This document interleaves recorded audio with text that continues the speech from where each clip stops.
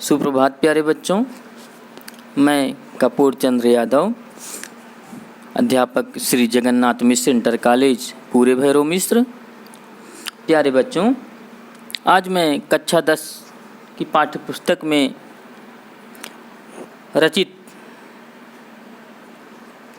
One पथ पर नामक पाठ का अध्ययन कराऊंगा, जो कि गोस्वामी तुलसीदास जी द्वारा रचित है। तो सबसे पहले हम वन पथ पर पाठ का पहला पद का अध्ययन करेंगे। पुरते निकसी रघुबीर बधू, धर धीर दये मग में डग द्वय, झलकी भरी भाल कनी जल की, पुट सूखी गई मरुराधर वय। प्यारे बच्चों, बात उस समय की है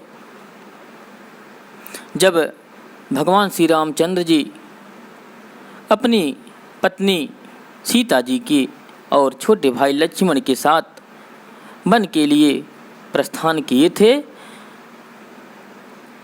तो उसी समय सीता जी और पुरते निकसी अयोध्या से निकल करके, अयोध्या नगरी से निकल करके केवल 2 ही कदम चली थी कि उनकी माथे पर पसीने की बूंदें झलकने लगी। तो इस पद में इसी का वर्णन है कि सुकोमल अंगों वाली सीता जी वन पथ पर जा रही हैं। इस पद में गोस्वामी जी ने उनकी व्याकुलता का, सीता जी की व्याकुलता का चित्रण किया है। तो प्यारे बच्चों, सबसे पहले हम लोग इसका पाठ करेंगे। पाठ करने का मतलब सस्वर वाचन करेंगे कि पुरते निकसी रघुबीर बधू, धरि धीर दये मग में डग द्वय, झलकी भरी भाल कनी जल की, पुट सूखी गई मधुराधर वय।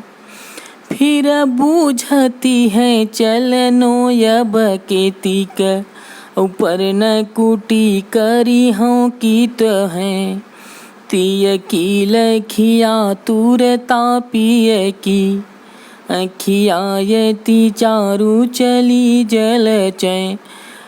माता सीता जी बहुत ही व्याकुल हैं कि पूरे निकसी रघुबीर बधू, धरि धीर दये मग में डग द्वय, झलकी भरी भाल कनी जल की, पुट सूखी गए मधुराधर वय।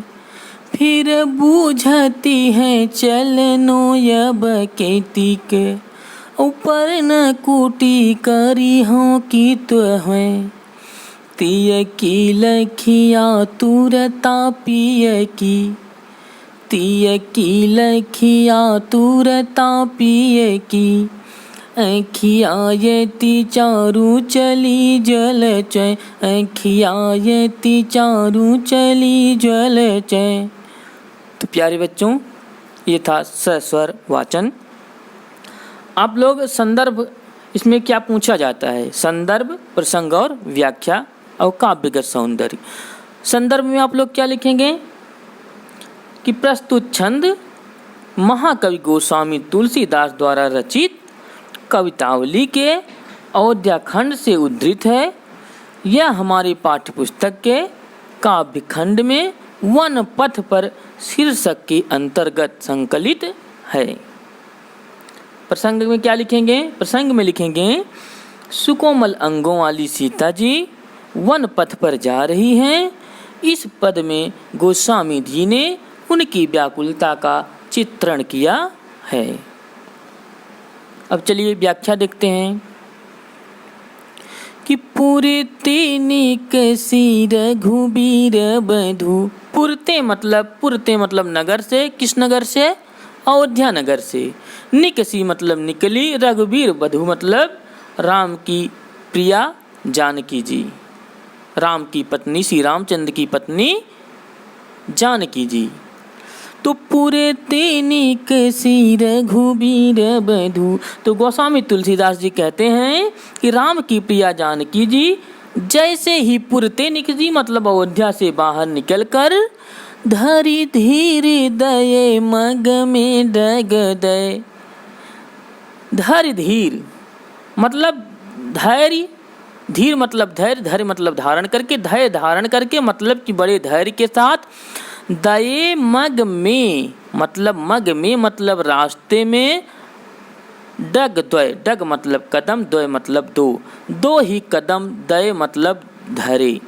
कहने का मतलब कि भगवान राम की पत्नी जानकी जी जैसे ही अयोध्या से बाहर निकलकर बड़े धैर्य के साथ मार्ग में 2 कदम ही रखे तो वैसे ही क्या हुआ, झल की भरी भाल कनी जल की।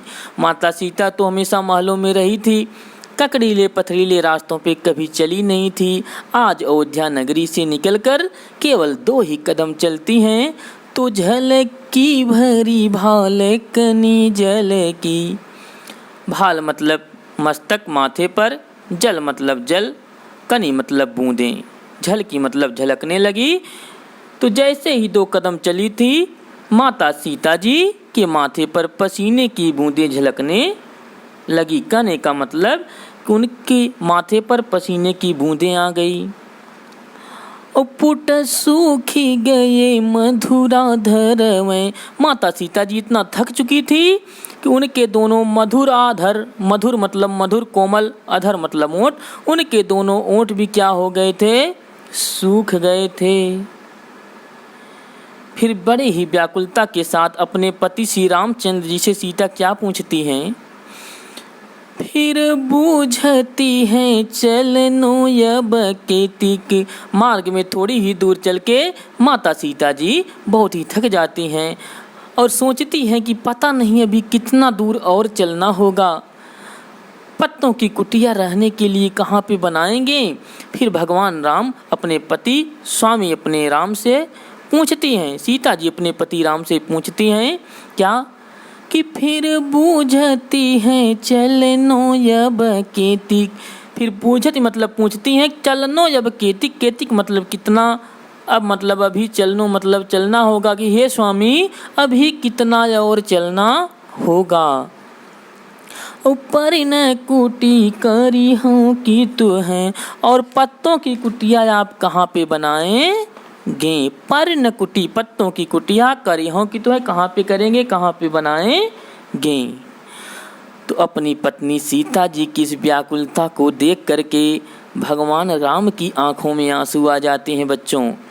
कि तीय की लखिया तुरता पिए की, तीय की मतलब पत्नी की, अपनी पत्नी की, लखी आतुरता, आतुरता मतलब व्याकुलता को, लक्ष्य मतलब देख करके, पिय की प्रीतम भगवान राम की आँखियाँ मतलब आँखें, अति चारु जो बहुत ही सुंदर थी, चारु मतलब सुंदर, अति मतलब बहुत ही, तो तीय की लखी आतुरता पिय की, अपनी पत्नी की आतुरता को व्याकुलता को देख करके प्रीतम राम की सुंदर आँखें आंसुओं से भर गई, आंसुओं से भर गई। अत चारु चली जल चैं मतलब आंसुओं से भर गई, कहने का मतलब उसमें अश्रु प्रवाहित होने लगा, चली जल चैं जल की आंसुओं की धारा बहने लगी। तो अपनी पत्नी सीता जी की व्याकुलता को देखकर भगवान श्री रामचंद्र जी की आंखों में आंसू आ गए। तो पूरे तेनी कसी रघुबीर बधु, धरी धीर दये मग में डग द्वय, उझल की भरी भाल कनी जल की, पुट सूखी गई मधुरा धरवें, फिर बूझती हैं चलनो यब केतिक, ऊपर न कुटी करी हों की तवें, तीय की लखिया तुरता पिए की, अखियायती चारु चली ज्वल चैं। तो बच्चों ये थी व्याख्या। अब नंबर आता है काव्य के सौंदर्य का। काव्य के सौंदर्य में आप लोग पहले नंबर पे लिखेंगे कि यहाँ पर सीता जी की कुशलता और राम के प्रेम का सुंदर एवं मार्मिक चित्रण हुआ है। और दूसरे पॉइंट में लिखेंगे भाषा। दूसरे नंबर पे क्या लिखेंगे, भाषा। भाषा कौन सी, ब्रज भाषा। तीसरा नंबर आता है रस का। रस में आप लोग लिखेंगे श्रृंगार रस। चौथे नंबर पे गुण। गुण में लिखेंगे प्रसाद गुण। पांचवा नंबर अलंकार। अलंकार में लिखेंगे अनुप्रास और स्वाभावोक्ति अलंकार। और छंद तो बच्चों आपको पता ही है, सवया छंद। कौन सा छंद? सवया छंद। तो प्यारे बच्चों, आप लोग इस वीडियो को देख करके इसकी व्याख्या, प्रसंग, संदर्भ और काव्यगत सौंदर्य अपनी कॉपी में लिख करके व्हाट्सएप ग्रुप पे शेयर करेंगे। ओके, धन्यवाद।